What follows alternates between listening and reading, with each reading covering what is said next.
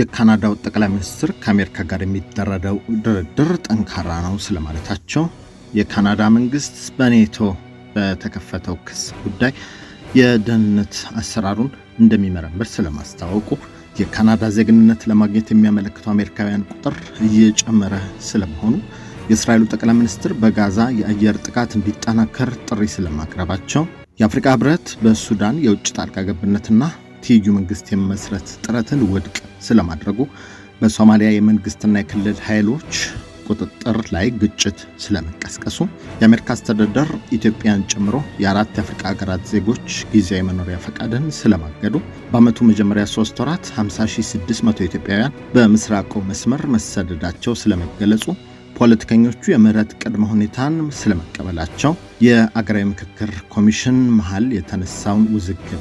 ሰላም ጤና ይስጥልን። ከብርሃን ቲቪ እነኚህን ዜናዎችን እንነግራችኋለን። የየዕለት ዜናና ዝግጅቶቻችን በፍጥነት እንዲደርሷችሁ ገጻችንን ሰብስክራይብ፣ ላይክ፣ ሼር፣ ኮሜንት እንድታደርጉ እንዲሁም የማንቂያ ደውሉ እንድታበሩ በአክብሮት እንጋብዛለን። አሁን ወደ ዜናዎቹ እናልፋለን። የካናዳው ጠቅላይ ሚኒስትር ማርክ ካርኒ ከአሜሪካ ጋር የሚደረገው ድርድር ጠንካራ መሆኑን ገልጸዋል። የካናዳው ጠቅላይ ሚኒስትር ማርክ ካርኒ አሜሪካ ልትጥለው ያሰበችውን አዲስ ቀረጥ ለማስቀረት የሚደረገው የመጨረሻ ድርድር እጅግ ጠንካራ መሆኑን ገልጸው በቀጣዮቹ 48 ሰዓታት ውስጥ ከአሜሪካው ፕሬዝዳንት ጋር እንደሚወያዩም ሲቢሲ ኒውስ ዘግቧል። ሁለቱም ሀገራት በታሪፍና ንግድ ውጥረት ውስጥ ባሉበት በዚህ ወቅት አሜሪካ በካናዳ ምርቶች ላይ ተጨማሪ ቀረጥ ለመጣል የቀጠረችው ጊዜ ከመድረሱ በፊት የጋራ ስምምነት ላይ ለመድረስ ንግግሮች በመካሄድ ላይ ይገኛሉ። ጠቅላይ ሚኒስትር ካርኒ ካናዳ በጠንካራ አቋም ላይ ሆና ድርድሩን እያካሄደች መሆኗን ገልጸው ላጋጠሙ ማንኛውም አይነት ሁነቶችና አማራጮች መንግስታቸው ዝግጁ መሆኑን አረጋግጠዋል ነው የተባለው። የካናዳ መንግስት በኔቶ ወታደራዊ መስሪያ ቤት በተከሰተው የስለላ ክስ ምክንያት የደህንነት አሰራሩን እንደሚመረምር አስታውቋል። በቤልጂየም የሚገኘው የኔቶ የጦር አዛዥ ዋና መስሪያ ቤት ተመድባ ትሰራ የነበረችው ቢዋይ ዣንግ የተባለች ካናዳዊት በተጠረጠረችበት የስለላ ወንጀል መታሰሯን ተከትሎ የካናዳ መንግስት የደህንነት ማጣሪያና ፍተሻ አሰራሩን እንደሚመረምር ሲቢሲ ኒውስ ዘግቧል። የካናዳ የህዝብ ደህንነት ሚኒስቴር መስሪያ ቤት እንዳስታወቀው ተጠርጣሪዋ ከዚህ ቀደም በካናዳ ስታትስቲክስ እና የካናዳ የህዋ ኤጀንሲ ውስጥ ትሰራ እንደነበርና የደህንነት መመሪያዎችን እንዴት አልፋ የስራ ቦታዎች ላይ ልትመደብ እንደቻለች ለማወቅ ዝርዝር ማጣሪያ እንደሚያደርግ አመልክቷል። የቤልጂየም አቃቤ ህግ ተጠርጣሪዋ የሶስተኛ ወገን ሀገር የሰላይነት በመስራትና በወንጀል ድርጊት ውስጥ ተሳትፋ ክስ እንደተመሰረተባት አስታውሶ ክሱ በአገሪቱ የደህንነት አሰራር ላይ ከፍተኛ ጥያቄ ማስነሳቱንም አስነብበዋል። የካናዳን ዜግነት ለማግኘት የሚያመለክቱ አሜሪካውያን ቁጥር በከፍተኛ ሁኔታ መጨመሩ ተሰምቷል። በፕሬዝዳንት ዶናልድ ትራምፕ አስተዳደር ፖሊሲዎች በተፈጠረ ስጋት የካናዳ ዜጎችን ለማግኘት የሚያመለክቱ አሜሪካውያን ቁጥር በከፍተኛ ሁኔታ መጨመሩን አናዶሉ ዘግቧል።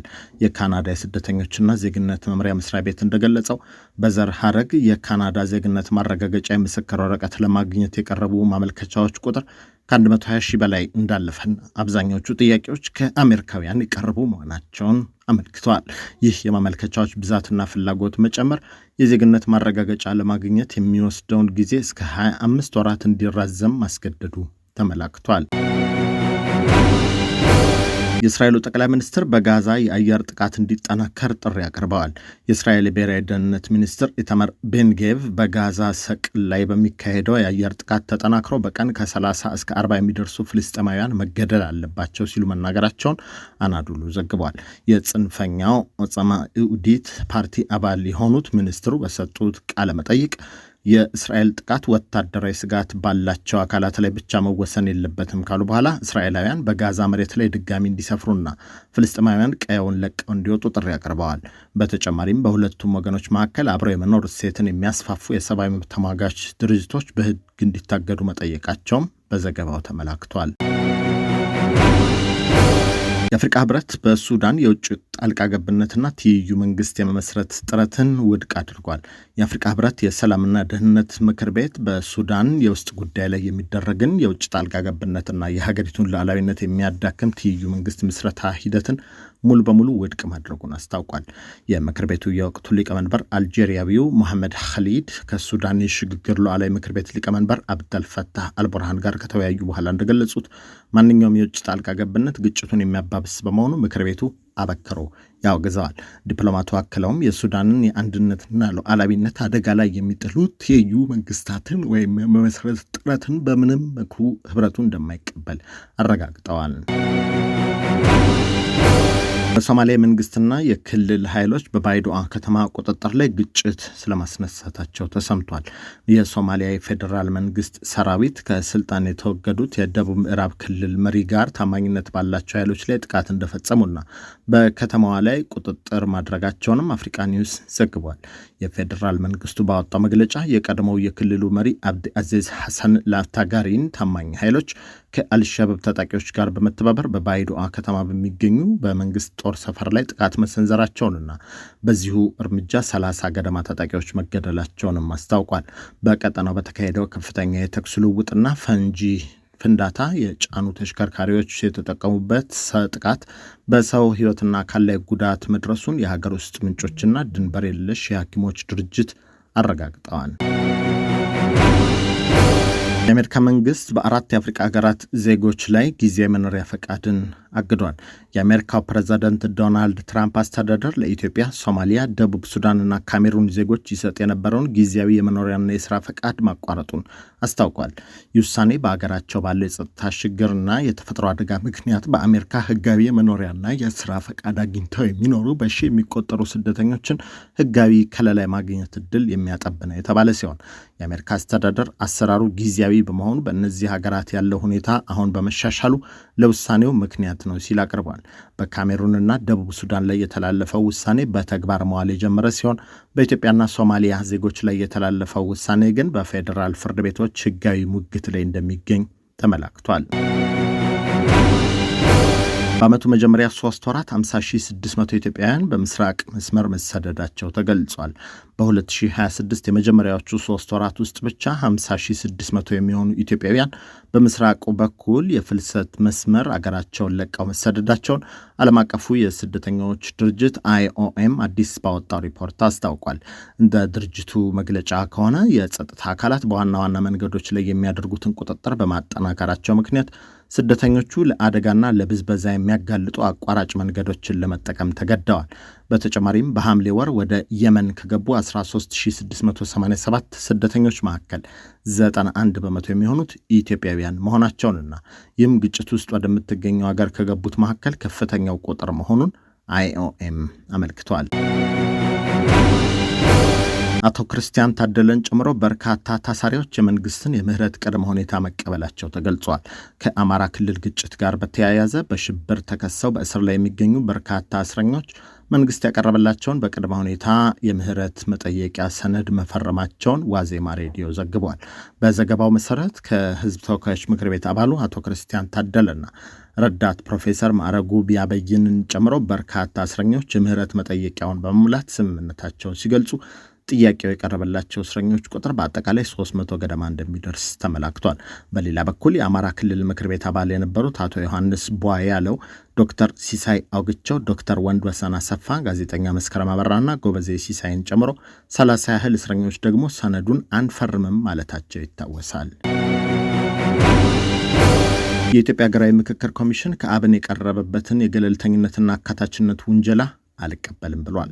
የኢትዮጵያ ሀገራዊ ምክክር ኮሚሽን በአማራ ብሔራዊ ንቅናቄ አብን በኩል ሂደቱ አካታችና አሳታፊ አይደለም በሚል የቀረበበትን ድምዳሜ እንደማይቀበልና የትኛውንም አካል ያላገለለ ገለልተኛ ሂደት እየመራ መሆኑን አስታውቋል። ኮሚሽኑ ባወጣው መግለጫ ማጣራት ካደረገ በኋላ የፓርቲውን ድምዳሜ የማይጋራው መሆኑን ገልጾ የምክክር ሂደት የማንንም አካል የፖለቲካ አጀንዳ ለማስፈጸም የሚውል ሳይሆን የተለያዩ ፍላጎቶች በእኩልነት የሚስተናገዱበት ሀገራዊ መድረክ መሆኑን አብራርቷል። ኮሚሽኑ አብንም ሆነ ሌሎች ባለድርሻ አካላት ያጋጠሟቸውን ቅሬታዎች በቅሬታ አፈታት ስርዓቱ መሰረት እየፈቱ በቀሪው የምክክር ሂደት በንቃት እንዲሳተፉ ጥሪ አቅርቧል። ይህ በእንዲህ እንዳለ የአማራ ብሔራዊ ንቅናቄ ንቅናቄ አብን የኢትዮጵያ ሀገራዊ ምክክር ኮሚሽን ለሰጠው ማብራሪያ በሰጠው ያጸፋ ምላሽ የተወሰኑ የኮሚሽኑ ኮሚሽነሮችና የገዢው ፓርቲ አባላት በምክክር ሂደት ውስጥ ያልተጋባ ጣልቃ ገብነትና ተጽዕኖ እያሳደሩ መሆኑን ገልጿል። አብን ባወጣው በዚህ የምላሽ መግለጫው ኮሚሽኑ በጅምላ ገለልተኛ አይደለም ባይልም ሁለት ተለይተው የታወቁ ኮሚሽነሮችና ባለሙያዎች የገዢው ፓርቲ አባላት ተሳታፊዎች አቋማቸውን እንዲያቀርቡ እድል በመንሳትና አጀንዳዎችን በበላይነት ለመጫን ሙከራ ማድረጋቸውን ታዝቤያለሁ ብለዋል። ፓርቲው ኮሚሽኑ ጥሰት የፈጸሙ አካላትን በመለየት የወሰዳቸውን አዎንታዊ እርምጃዎች ቢያደንቅም የሁለቱ ኮሚሽነሮች ጣልቃ ገብነት በመቀጠሉ ሂደቱ ከወገንተኝነት ነጻ ሆኖ እንዲቀጥልና ለቀረቡት መሰረታዊ ቅሬታዎች ተገቢው ምላሽ እንዲሰጥ ጥሪውን አቀርበዋል። እነኚህን ዜናዎች ከብርሃን ቲቪ ነገርናችሁ። የየዕለት የብርሃን ቲቪ ዜናና ሌሎችም ዝግጅቶች በፍጥነት እንዲደርሷችሁ ገጻችንን ሰብስክራይብ፣ ላይክ፣ ሼር፣ ኮሜንት እንዲሁም የማንቂያ ደውሉ እንድታበሩ በአክብሮት እንጋብዛለን። ጤና ይስጥልን።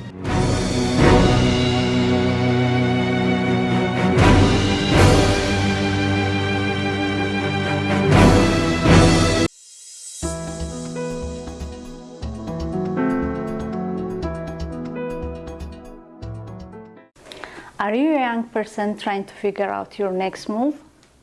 Or a young parent who needs real support, not just advice? We have built something for you. A community, a network, a place where you belong. And mentors who looks like you. Who have been where you are and want to help you get where you are going. Are you ready to take your first step? Go to sankofamentorship.org right now. Hit the Get Involved button and you can become a mentee, become a mentor, or involve as a volunteer. And let's build your future together. See you inside!